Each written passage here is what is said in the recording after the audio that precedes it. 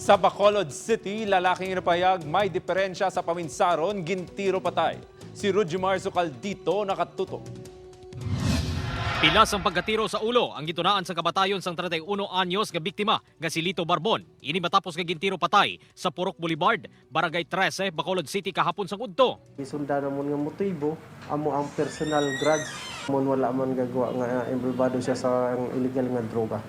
May ara na sang person of interest ang kapulisan sa krimen. Ginapahayag nga may diferensya sa paminsaro ng biktima kag makapila na ka beses nga ginreport kag napreso bangod sa masawi nga pagmaoy. Kay ang iya na gani kontra pormiro, na lagyo lang to. Kay hindi gusto makasala man bala. Huwag na sa gapang anuya. Huwag na sa gapanakit sa tao. Huwag mangga ano. Ti amo niya na intindi na sa namon. Sa subong, ginatubod na sang kapulisan ang mga posible saksi sa krimen. Agud masulbar na ang kaso. Upod kay Rinald Castillo, Rudimar Zucaldito, One Western Visayas.